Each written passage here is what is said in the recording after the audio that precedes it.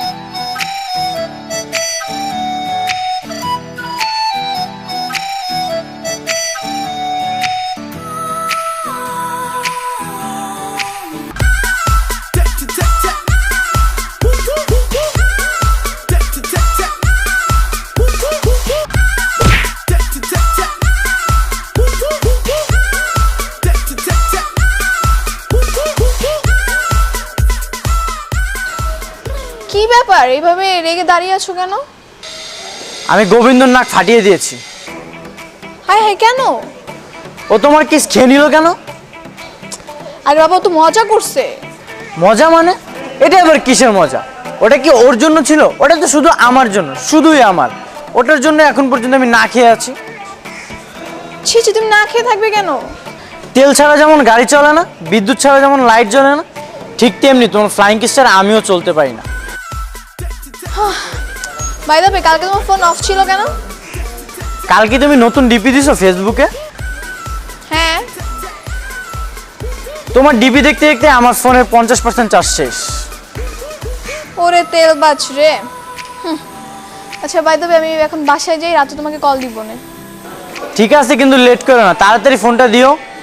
আমার তো খুব ইচ্ছে করে তাড়াতাড়ি কল দিতে, কিন্তু ভাইয়া ওয়েটিং পেলে খবর আছে একদম। আর তুমি তো দেখছি এখনো সেই বড় ভাইদের ওয়েটিং যুগেই পড়ে আছো। একটা সময় দেখতাম বড় ভাইয়ের 100-200 টাকা পড়তো, যদি একবার টাকা শেষ হয়ে যেত কি যে টেনশন। বাড়ির লোকের একবার ওয়েটিং পেলে সেই বাসা তো কিয়ামত হয়ে যেত। আর এখন আমরা ফ্রি সারা রাত কথা বলতে পারতেছি, টাকা কাটার কোনো ভয় নেই, ওয়েটিং এর কোনো ভয় নেই, নো চিন্তা ডু ফুর্তি, কি যে মজা। আরে আমার ভাইয়া খুব চালাক, রাত 12টার পর রাউটার অফ করে দেয়।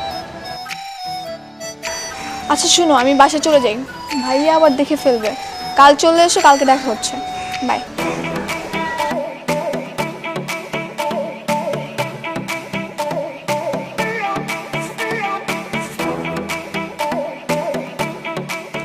আচ্ছা দোস্ত, কি করলে জ্বর আসবে রে? জ্বর আসবে না জ্বর যাবে, বুঝলাম না। আরে জ্বর আসবে। মানুষ জ্বর ভালো হওয়ার জন্য ডাক্তারের কাছে যায়, আর তুই জ্বর আসার জন্য আর কাছে আইসস।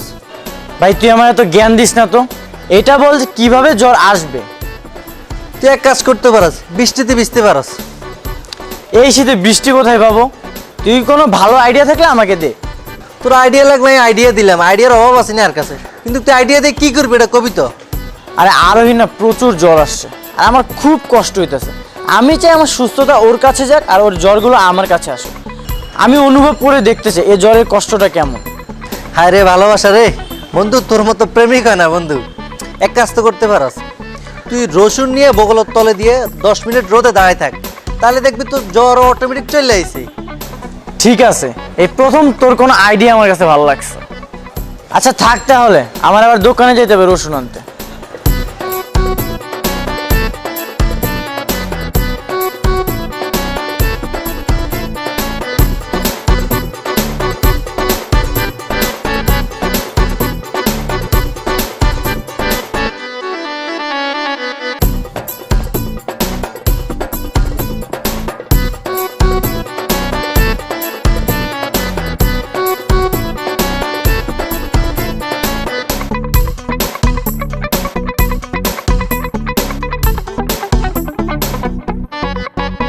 কি ব্যাপার, তুমি এবার রোদে কাকতারুয়ার মতো দাঁড়িয়ে আছো কেন?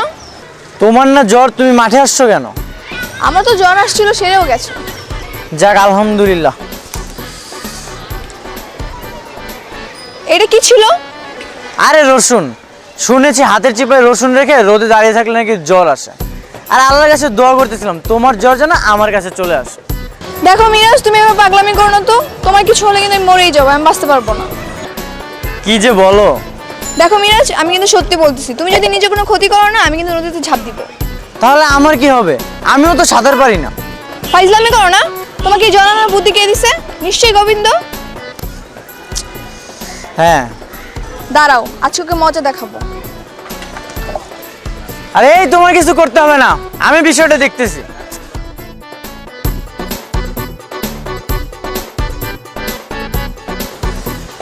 মিরাজ শোন, তোর গার্লফ্রেন্ড কিন্তু বেশি বাড়া বাড়ছে। ওই দিন আমাকে যা তা বলে জাড়ি মারছে। তোর গার্লফ্রেন্ডকে মুখে লাগাম দিতে বল, না হলে কিন্তু খবর আছে। আরে লাগাম তো ঘোড়াকে দেয়, আমার গার্লফ্রেন্ড তো একটা বাঘ।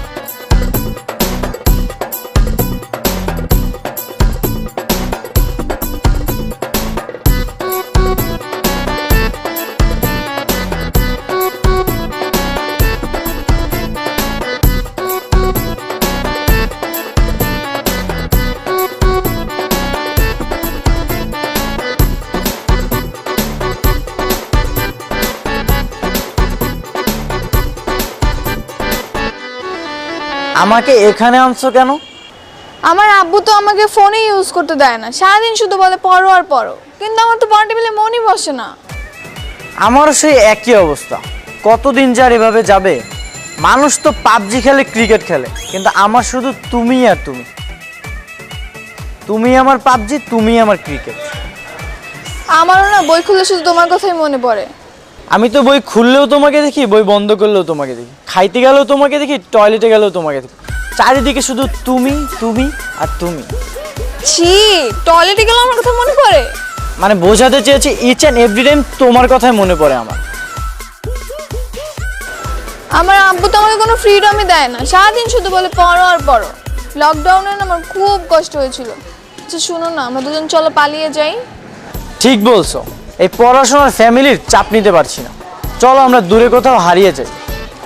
আচ্ছা ঠিক আছে, আমার কিছু জমানো টাকা আছে, ওইটা নিয়ে আমি কাল চলে আসবো, আর তুমিও টাকা নিয়ে আসবে, ঠিক আছে? ঠিক আছে, তাহলে এখন বাসায় যাও, গোছগাছ করো, কালকে ঠিক টাইমে চলে এসো।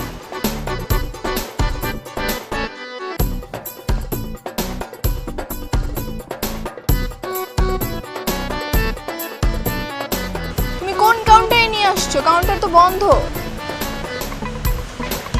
আজ মনে হয় হরতাল। তুমি টেনশন নিও না, প্রেমে তো বাধা আসবে, এমন কত হরতাল হবে। যাই হোক, সত্যি কি পালাবা? আমি বুঝতে পারতেছি না কি করব। শোনো, আমার কাছে একটা আইডিয়া আছে। আমি বাসা থেকে দুটো চিরকুট লিখে আনছি। একটাতে লেখা আছে পালাবো, আরেকটাতে লেখা আছে পালাবো না। এখন যেটা তুমি উঠাবা সেটাই আমরা করব। আচ্ছা ঠিক আছে।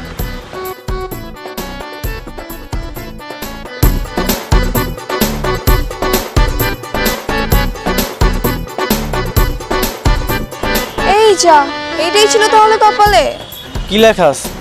পালাবো না। এই যা, এটাই হওয়ার ছিল। যাই হোক, চলো তাহলে আমরা বাসায় ফিরে যাই। আচ্ছা ওইটাতে লিখি কি লেখা আছে? আরে বাবা, একটাতে লেখা আছে পালাবো আর একটাতে লেখা আছে পালাবো না। এই সহজ জিনিস কি তোমার মাথায় ঢুকে না? তোমার প্রতি কোনো বিশ্বাস নেই, তুমি দাও। এটা কি হলো? এখানে তো লেখা পালাবো না। তুমি কি প্ল্যান করে আনছো সবকিছু? আসলে আসলে কি ধোকা না? আসলে তোমাকে একটা সত্যি কথা বলি, আমি তোমাকে সত্যি অনেক ভালোবাসি, কিন্তু আমাদের অনেক আবেগ। কাল যখন ডিসিশন নিচ্ছিলাম, তারপর বাসায় গিয়ে আমার খালাতো ভাইকে সবটা শেয়ার করি। তুমি জানো আমার খালাতো ভাই কি বলেছিল? শোনো, আমার খালাতো ভাই পালিয়ে বিয়ে করেছিল। তারপর জানো তাদের কি অবস্থা হয়েছিল? কিছুদিন পরে সব টাকা পয়সা শেষ। তারপরে তাদের বাসা থেকে মেনে নেয়নি। অনেক কাজের সন্ধান করেছে, কিন্তু একটাও কাজ পায়নি। কেন জানো? কারণ সে গ্র্যাজুয়েশনটাই কমপ্লিট করেনি। তারপর শেষমেশ পিয়নের একটা জব পায়, কিন্তু এভাবে আর কয়দিন।